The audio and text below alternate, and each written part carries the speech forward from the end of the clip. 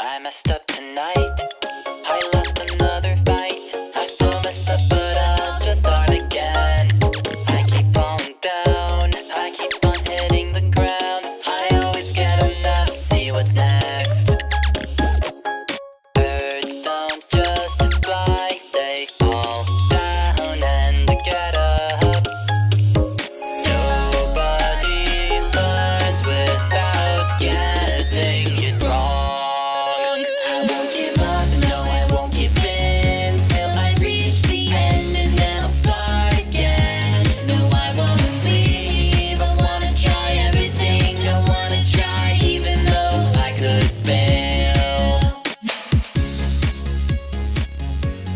Happy holidays, everyone, and welcome back to the Zootopia Minute podcast, the minute-by-minute podcast where we review the Disney movie Zootopia 1 minute at a time. You're now listening to our 12th episode, and this minute consists of Judy getting off the train, entering Grand Central Station, looking at the beautiful scenery of Zootopia's downtown, and we get our first glimpse of her new living quarters and her new crazy neighbors. And we meet the first neighbor, who seems a bit rude, so we'll see how this goes. I am your host, Choco, and I'm joined with my co-host, Simul. Hello, how's Hello. everybody doing? We're on 12 minutes. 12 like the 12 days of Christmas.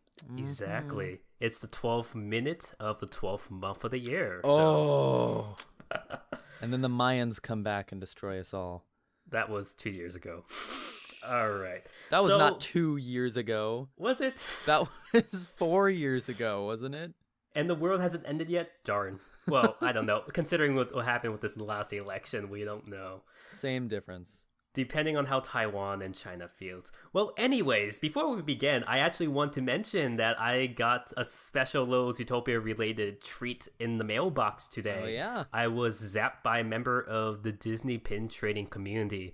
Now, if you guys don't know, within the Disney community, pin trading is a big thing. You go to the Disney parks, Disneyland, and Disney World. You could buy pins and trade pins with cast members and other pin traders.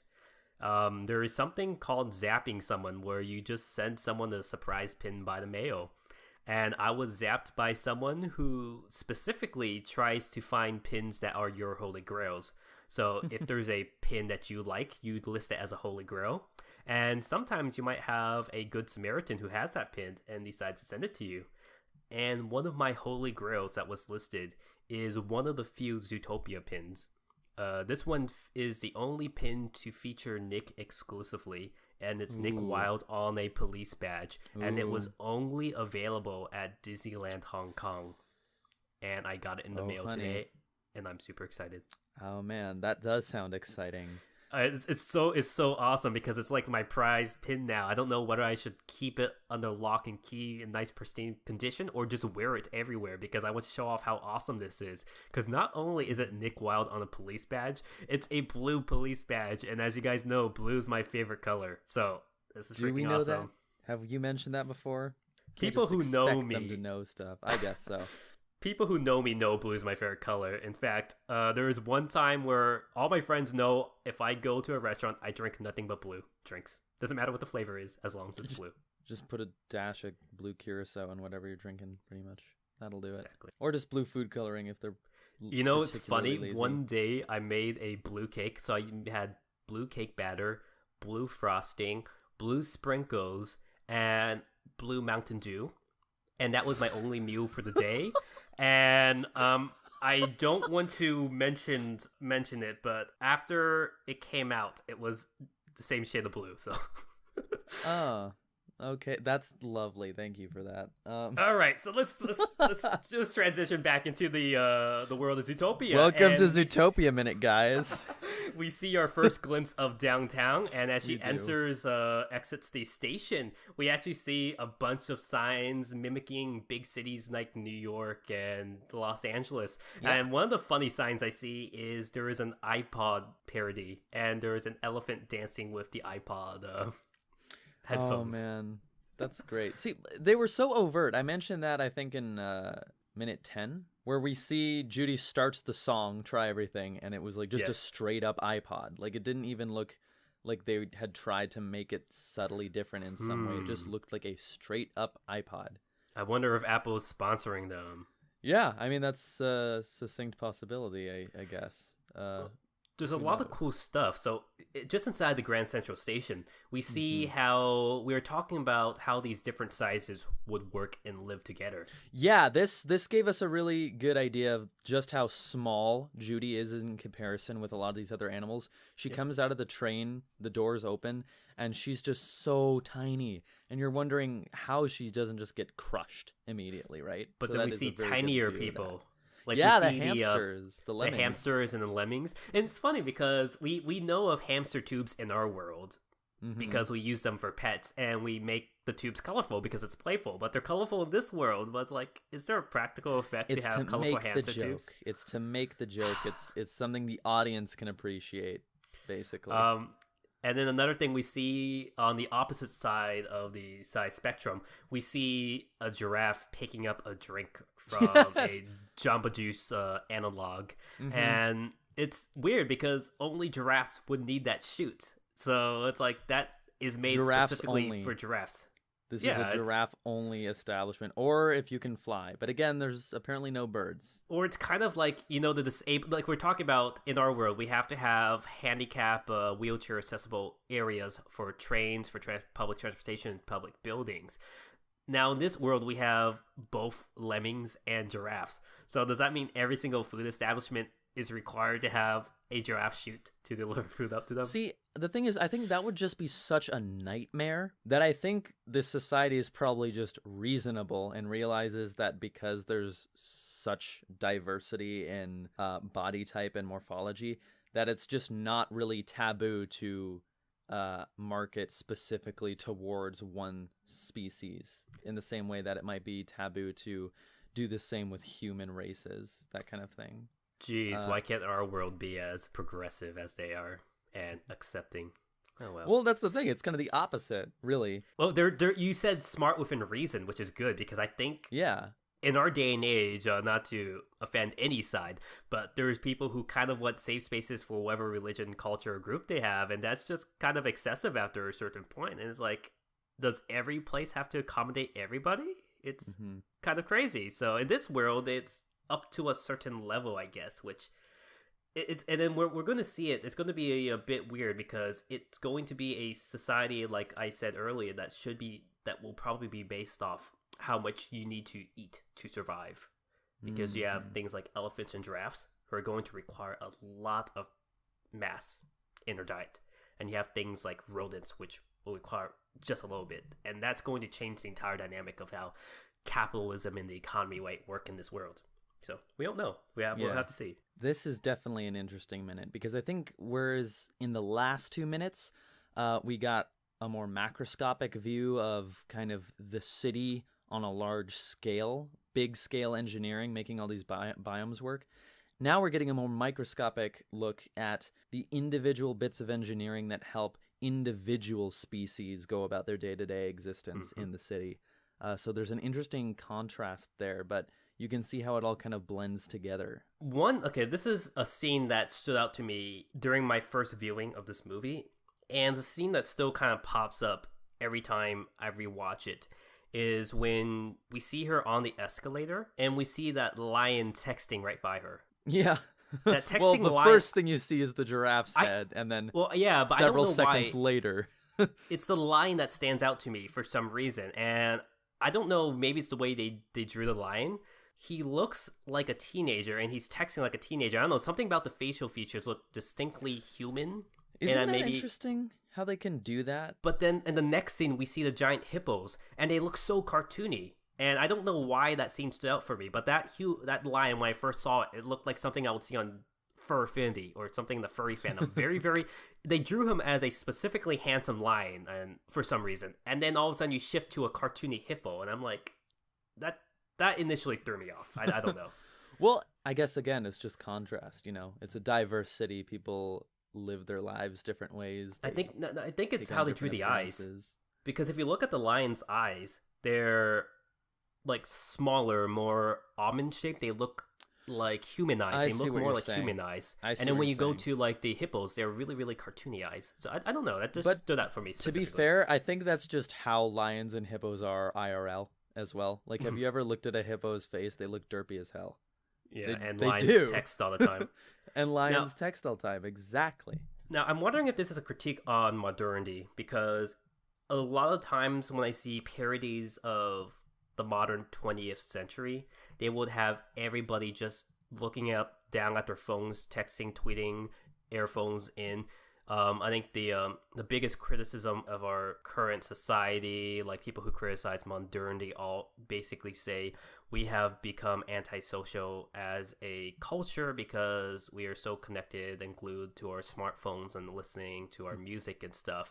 And just seeing how they portray Zootopia, they kind of portray that in that mode. Now, I don't think it's a criticism of it. They're just trying to portray what They're just to animal society reflecting. looked. It's the zeitgeist. They're just reflecting what today looks like to make it recognizable to But the if it was audience. any other director or writer, like let's say Alan Moore did the exact same scene, I will see it as like a big take that at modernity. But it's interesting that our society is portrayed as we're just glued to our phones, texting and tweeting, and even Judy has headphones on, but she could still look up and take in the surroundings, but she can't hear anything, but she could take it in. Maybe they're not the best earbuds. They still let sound leak around. She's also It's she has probably big ears. Yeah, she's got big ears. I wonder if you got to market earbuds specifically to rabbits to be like, all right, rabbits, we know you guys have annoying ears and you can hear really well. And so we made this special earbud for you specifically because we know it takes a little bit extra to make sure you hear only what you want to hear. Maybe it's not so safe that she's wearing those. I mean, like we were saying, she's very small. She needs to be more aware of her surroundings, I think. She's going to get stepped on and squished. Even in any city, like that's the big thing. I remember my dad, every time he was worried about, me and my brothers getting out of the house and going to a big city by ourselves. He's like, do not ignore the environment and be just tuned into your MP3 player because you're going to get mugged or attacked or run over if you aren't paying attention. And that's something that little Judy needs to learn. She might be stepped on by an elephant if she's not careful. That's something I had to sort of be wary of. Not being stepped on by an elephant, but when I first went to BronyCon, which is in Baltimore, it was really the first time I'd traveled far away from home on my own. And so my dad sort of gave me this talk about being safe in Baltimore because he also went to the University of Maryland. Okay. And so he was familiar with that area. And he's like, yeah, that city is very different from Seattle. You actually really have to be careful walking around, especially at night. If you've got your phone in your hand, someone literally might just snatch it out of your hand. And this is stuff that I totally wasn't used to in Seattle because Seattle is a relatively safe city in the country. It has one of the lowest crime rates for its size. And so just totally different culture from what I was used to. And it definitely showed. Like, there was definitely a very different tone. Parts of the town walking around in the later hours of that convention where it definitely felt kind of sketchy. So there's definitely things that need to be taken downtown into account in the whenever inner you travel. harbor. Yeah, you're in the inner harbor, so you're relatively safe. And I think I mentioned it in the earlier episodes, but I went to Johns Hopkins in Baltimore for about 4 to 5 years, where actually, we were talking about it before the podcast, where I actually studied under the neurosurgeon Ben Carson, Dr. Ben Carson. But that was a big change of environment for me because I'm used to living in California, where it's kind of more laid back and casual, and outside of downtown San Francisco and Oakland, you really don't have this high level of crime. But within the 5 years I was living in Baltimore, and I was living in a safe place. I was living on campus. I was mugged twice, and one of those muggings was like a life-threatening mugging. So yeah, like these big cities are very, very dangerous. Even this was like I've been living there for 4 years at that point before I was even mugged, and it shows you how like crazy it is that you can't let your guard down even when you think you're used to the city. It comes back to bite you. So I guess the moral of the story is don't go to Baltimore. No matter what, don't go to Baltimore. Horrible Stay city. away from Zootopia, Jude. Gotta watch out for those foxes. Just watch The Wire if you want to know what Baltimore is like. All right. Now, speaking of animals, I mentioned in an earlier podcast, I don't remember seeing any bears. And one of the YouTube commenters pointed out, no, there were polar bears in the movie. Yeah, and we should have remembered because there was a polar bear trainer at the boot camp, the police boot camp. I'm surprised I completely forgot about the polar bear trainer. We both kind of But that one.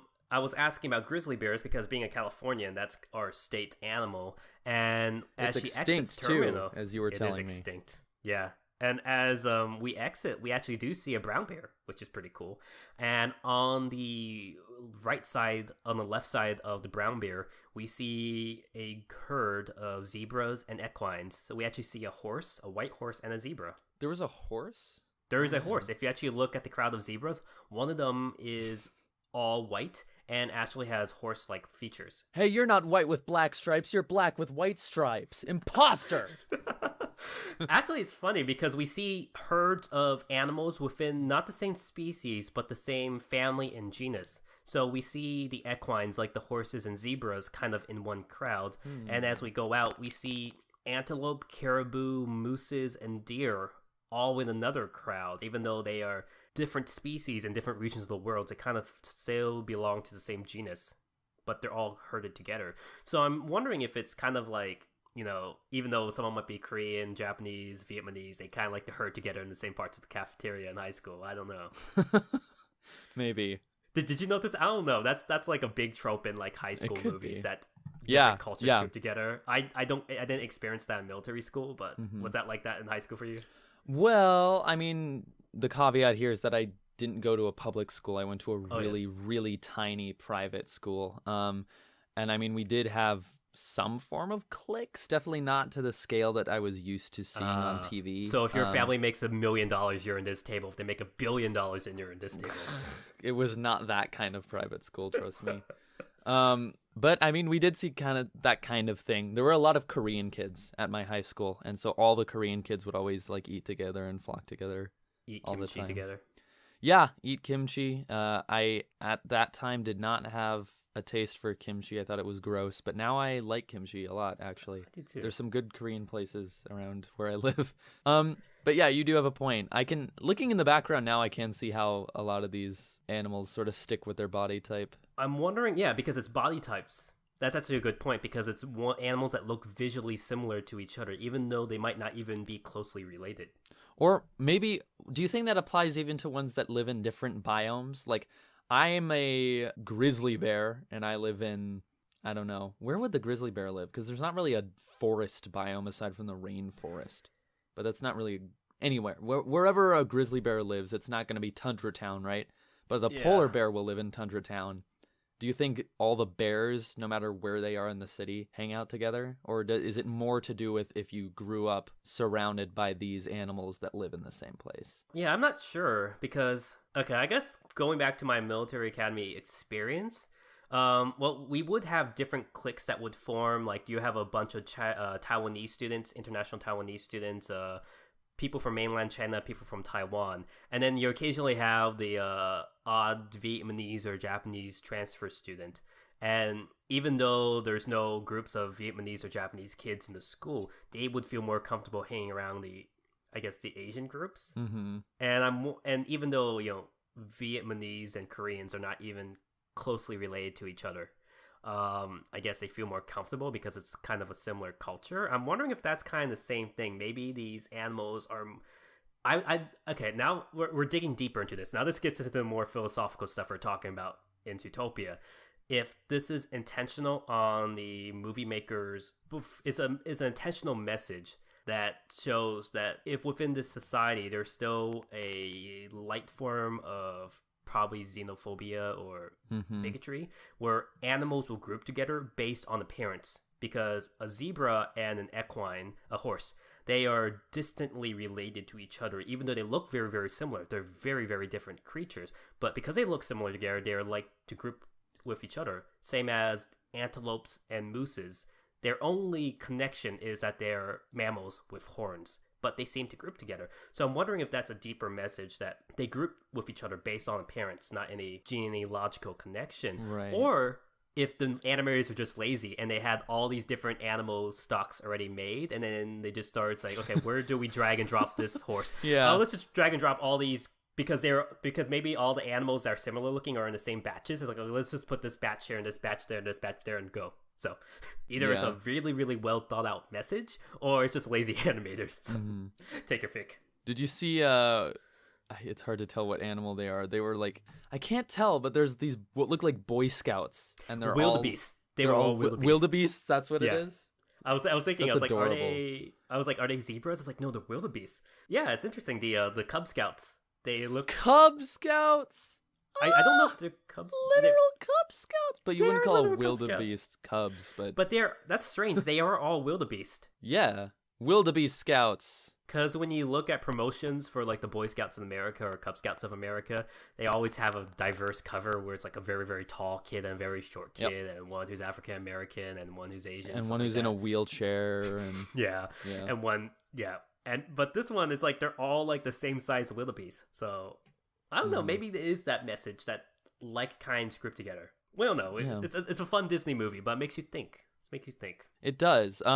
Again, like one of the big purposes here was just to show you like a more up close look at life in the city instead of just the city itself and its structure, like we saw in kind of the last 2 minutes. Mm-hmm.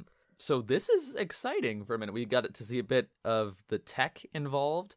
The hippo coming in through that waterway thing, the giraffe elevator for its I drink. mean, that's kind of dumb. Their the suits are going to be tubes wet. for the rodents. Yeah, but then it dries off, right? That thing Well, I dries mean- it off at the end. There's a big Well, blast I mean, of air. you see similar machines to dry your hands in the bathroom stalls. And how many times does that get it completely dry? You have to wipe your hands on your pants eventually. I like the air blade ones, the Mm-hmm. ones that shoot like a straight edge of air and you just Those move are your cool. hand across But it. can you seriously say that the hippo's underwears are going to be dried? I mean, I would hate to go to work with wet underwear. You know what? We shouldn't question the hippo's culture, and I think it's offensive that you are doing that. I identify I am as a offended hippo, for the hippo so on their behalf. I have a hippo utterkin, so I'm not in a position of power to be offended. Are there people that are otherkin as animals but are not furries? Or is I that have always no idea. overlapping? Maybe we shouldn't get into that. Let's just not. Yeah, let's save that for another time. Maybe we could save it for a special episode because once we get Perhaps. into Utterkin, that's going to be like an hour discussion. Yeah. But going back to the city, as impressive as everything was, one thing really, really bugged me, and that was at the end, she looked up at the giant billboard, and so there you saw the Shakira character Gazelle, and all she says is basically, "I'm Gazelle, welcome to Zootopia." Welcome to City 17. And it's like, okay, what's the purpose of that? Is that to welcome to people? If they see that sign every day, wouldn't it get a bit boring? And it's also a video. You see her moving as if it was a video recording. So does it like stop and then replay over and over again? Like, It could be something that cycles. Maybe they have different celebrities on. It's not just her, and Judy just walked out when it happened to be her. Maybe they That have must be different so people annoying. come on and give a little spiel. I mean, if I was living in that type of city, I would be Buffalo after the- Guy Fieri's gonna come give us a new recipe or something. I mean, after the first day, I would be so annoyed. Like Maybe. if I had to live under that billboard every day. Then don't live under the billboard, Choco. All your right, own I might fault. live where Judy is living. Yeah. Let's switch to her environment. I'm sure it resonates with a lot of people of our generation. You leave the nest, you go out to a big city, you move in, and the place you move into, you had to find an affordable apartment to live in, and it's not as cozy as home, but it's the best you could do in the city, and that's what Yes. Judy is. So she's at the Pangolin Arms luxury apartments with charm. What's funny is she gets a free ceramic bowl. A free ceramic bowl. Yeah, Does because if she? you go to the front door, there is a little ceramic bowl where she will later put her keys in. But there's a bowl by the front door. Well, of her that was place. nice of them, huh? So I'm wondering if the previous tenants left the bowl there, or if that's something that's a part of the apartment. And if you accidentally take it when packing, you get charged. Yeah, so it's a very, very small room, obviously. Well, it's perfect for her if she's a bunny. Yeah, that's the thing. She's so small that how can you even imagine any other type of... Because we've seen how, compared to the average size of the animals, it seems like a lot of them are ungulates, right? Yeah. It seems so. If you compare a bunny to that, the bunny's obviously way below the average for the size. So then again, this must either be apartments specialized for smaller mammals. But then she has what are her neighbors? Gazelles? Yeah, because we'll save the discussion about them for the next episode. But they're actually two different species of gazelles. And in fact, their horns are different species, which we'll discuss what the theory is behind that in the next episode. But yeah, they are much larger than what a bunny should be. And there's 2 of them. And they're living together in the next room over. So, I mean, there's 2 of them packed. And so you can't assume they'll be in the same room that she has. They might have their own different room.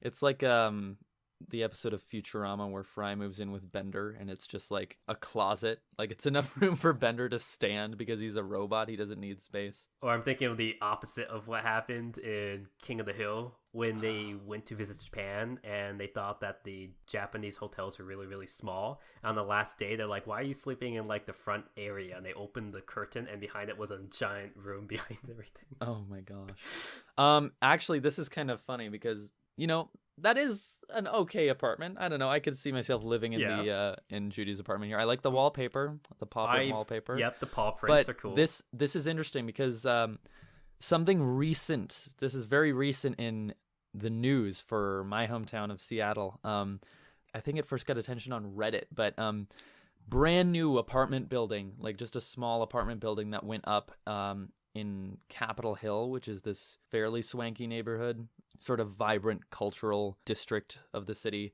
So like prime real estate, but it's selling for, or let's see, I'm reading the article now, is $750 a month, but it's 130 square foot studio. But if you look at the photos someone took from inside, it's literally like a jail cell. There's not even a door to the bathroom. The toilet is just open air to the rest of the room.